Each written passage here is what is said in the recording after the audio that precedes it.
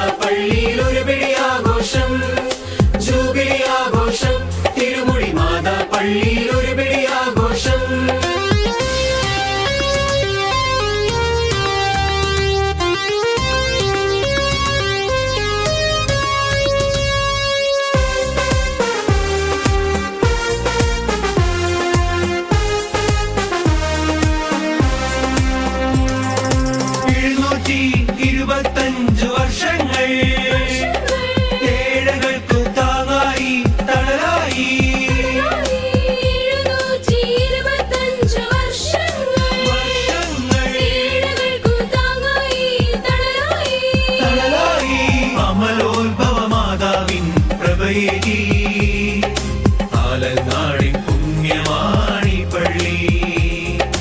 അമലോത്ഭവമാതാവിൻ പ്രഭയേകി. ആലങ്ങാടിൻ പുണ്യമാണി പള്ളി. Ave Maria, Ave Maria, ആവേ.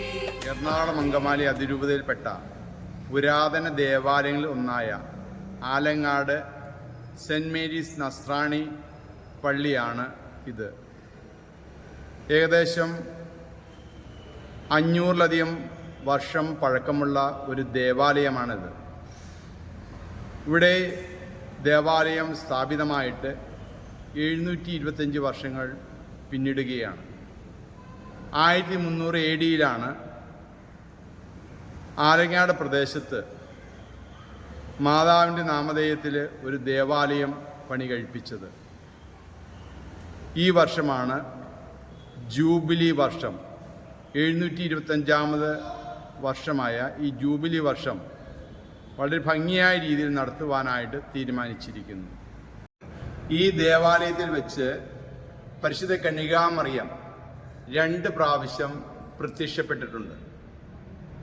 1599 പറൂർ രാജാവിൻ്റെ ചാവേർപ്പടകളായ നായർപ്പട ഈ ദേവാലയം കത്തിച്ചു കളയുന്നതിന് വേണ്ടി ഇവിടെ എത്തിച്ചേരുകയുണ്ടായി.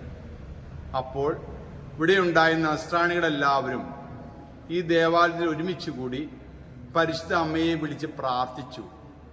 അമ്മ പ്രത്യക്ഷപ്പെടുകയും അമ്മയുടെ പ്രകാശധോരണിയാൽ ചാവേർപ്പടയിൽ വന്ന ആളുകളുടെ മേലെ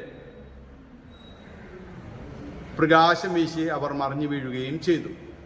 അങ്ങനെ ശത്രു സൈഡിൽ നിന്നും സംരക്ഷിച്ചതായിട്ട് രേഖകളിൽ രേഖപ്പെടുത്തിയിട്ടുണ്ട്.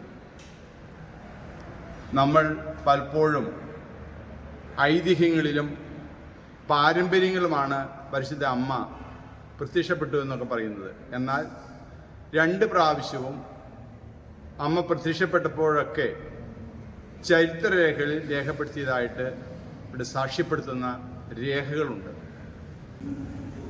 ഭാരതത്തിലെ പ്രഥമ ഏകദേശ മെത്രാപ്പൊലീത്തയാണ് മാർ ജോസഫ് കയ്യേറ്റി.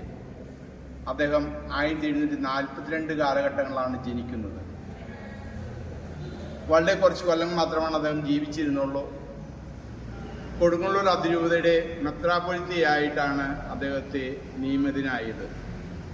1786 അദ്ദേഹം മരിക്കുന്നത്. അദ്ദേഹം മാമോദീസ സ്വീകരിക്കുന്നതും പുത്തൻ കുർബാന ചൊല്ലുന്നതും ഈ ദേവാലയത്തിൽ വെച്ചിട്ടാണ്. ഒത്തിരിയേറെ ചരിത്രങ്ങൾ നിറഞ്ഞിരിക്കുന്ന ഒരു ദേവാലയമാണ് ആലങ്ങാട് നസ്രാണി പള്ളി. ഇവിടെ വെച്ചിട്ടാണ് യാക്കോബായ സഭയുടെ ഉത്ഭവം തന്നെ. 12 വൈദികര് ഒരുമിച്ച് കൂടി ഒരു വൈദികനെ മെത്രാനായിട്ട് വാഴിച്ചുകൊണ്ട് അവർ യാക്കോബായ സഭ ആരംഭം കുറിക്കുകയാണ്. അതിനും സാക്ഷ്യം വഹിച്ചത് ഈ ദേവാലയം തന്നെയാണ്. സെൻറ് മേരീസ് പള്ളിയുടെ 725ാമത് വാർഷികത്തിൻ്റെ ഉദ്ഘാടനം നടക്കുന്നത് ഓഗസ്റ്റ് 15-ാം തീയതിയാണ്. അന്നേ ദിവസമാണ് പരിശുദ്ധ കന്യകാമറിയത്തിൻ്റെ സ്വർഗാരോപണ തിരുനാളും ഇന്ത്യൻ സ്വാതന്ത്ര്യദിനവും. അന്നേ ദിവസം ഉച്ചതിരിഞ്ഞാണ് ഈ ഉദ്ഘാടന പരിപാടികൾ അറേഞ്ച് ചെയ്തിരിക്കുന്നത്. ഈ ഉദ്ഘാടന പൊതുയോഗത്തിൽ പങ്കെടുക്കുവാനായിട്ട് മന്ത്രി പി രാജീവ്, പ്രതിപക്ഷ നേതാവ് വി ഡി സതീശൻ, അതുപോലെ MP Hibi Eden, X collector KP Joseph, അതുപോലെ മറ്റ് കക്ഷി രാഷ്ട്രീയമന്യേ നേതാക്കന്മാരും ഈ പൊതുയോഗത്തെ അഭിസംബോധന ചെയ്തുകൊണ്ട് സംസാരിക്കും. അന്നേ ദിവസം തന്നെയാണ് കുടുംബ യൂണിറ്റുകളുടെ, അതായത് 23 കുടുംബ യൂണിറ്റുകളാണ് ഇവിടെയുള്ളത്. ഈ കുടുംബ യൂണിറ്റുകളുടെ സംയുക്ത വാർഷികം നടത്തുക. ഓരോ യൂണിറ്റിൽ നിന്നും ഏറ്റവും ഭംഗിയായിട്ടുള്ള ഗ്രൂപ്പ് ഐറ്റംസ് അന്നേ ദിവസം ഈ വേദിയിൽ അരങ്ങേറുന്നതാണ്. ഈ പള്ളിയുടെ ജൂബിലി ആഘോഷ ഭാഗമായിട്ട് ദീപശിഖ പ്രയാണം നടത്തുവാൻ തീരുമാനിച്ചിട്ടുണ്ട്. ദീപം കത്തിച്ചു നൽകുന്നത് പറൂർ ഫൊറോന പള്ളിയിലെ പെരിയ ബഹുമാനപ്പെട്ട ജോസ് പുതിയടത്തച്ഛനാണ്.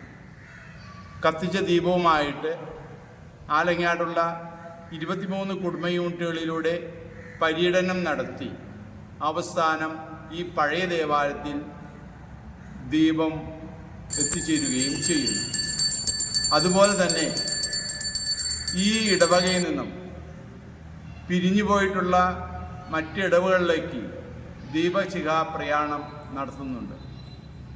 ഇവിടെ നിന്നും പിരിഞ്ഞു പോയിരിക്കുന്ന നീർക്കോട് പള്ളി, കരുമാലൂർ പള്ളി, കുറ്റിപ്പുഴ പള്ളി, കാരുകുന്ന് പള്ളി, കുന്നേൽ പള്ളി, മുപ്പത്തടം പള്ളി തുടങ്ങിയ പള്ളികളിലേക്ക് ദീപശിഖ പ്രയാണവും നടത്തുവാൻ തീരുമാനിച്ചിട്ടുണ്ട്.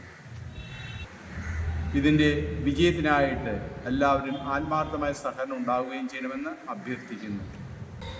ഞാനിപ്പോൾ നിൽക്കുന്നത് മാർ ജോസഫ് കരിയാറ്റി പിതാവിൻ്റെ കല്ലറയുടെ സമീപത്താണ്.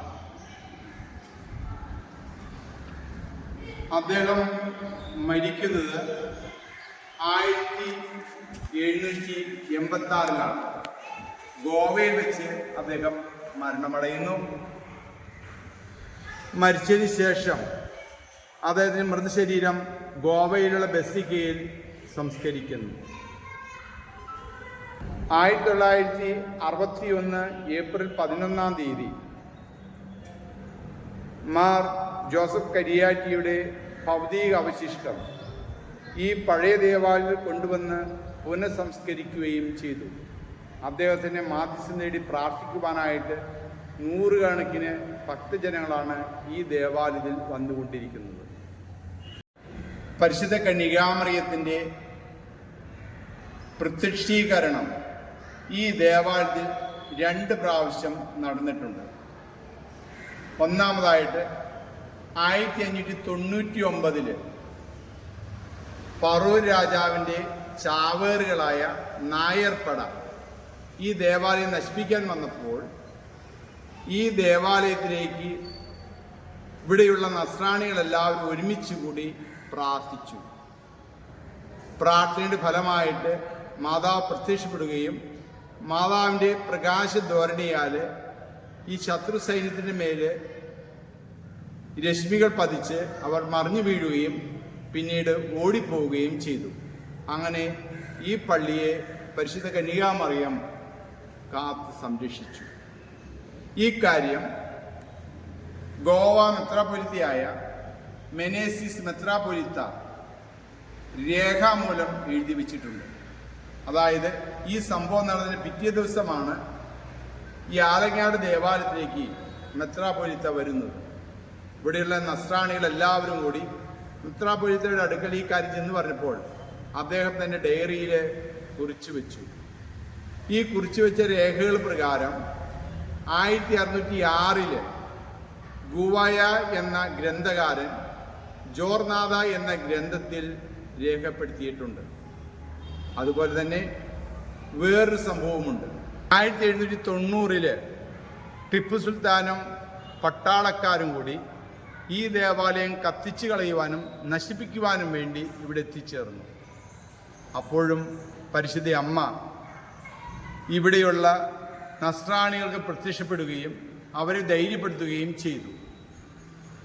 അമ്മയുടെ പ്രകാശധോരണിയാൽ അവരെല്ലാം മറിഞ്ഞു വീഴുകയും അവസാനം അവർക്ക് ഈ പള്ളിയെ നശിപ്പിക്കാൻ സാധിക്കാതെ മടങ്ങിപ്പോകേണ്ടതായിട്ട് വരികയും ചെയ്തു. ഈ കാര്യവും രേഖകളിൽ എഴുതി വച്ചിരിക്കുന്നതായിട്ട് നമുക്ക് കാണാൻ സാധിക്കും.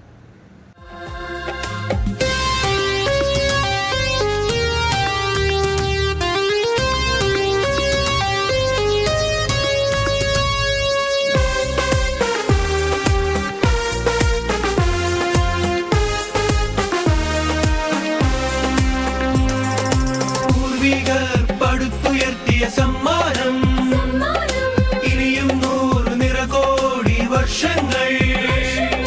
പൂർവികർ പടുത്തുയർത്തിയ സമ്മാനം ഇനിയും 100 നിറകോടി വർഷങ്ങൾ. ഉയർന്നു മഹനീയമുയരട്ടെ, ആരങ്ങാട്ടമ്മ തുണയായുണ്ടല്ലോ. ഉയർന്നു മഹനീയമുയരട്ടെ.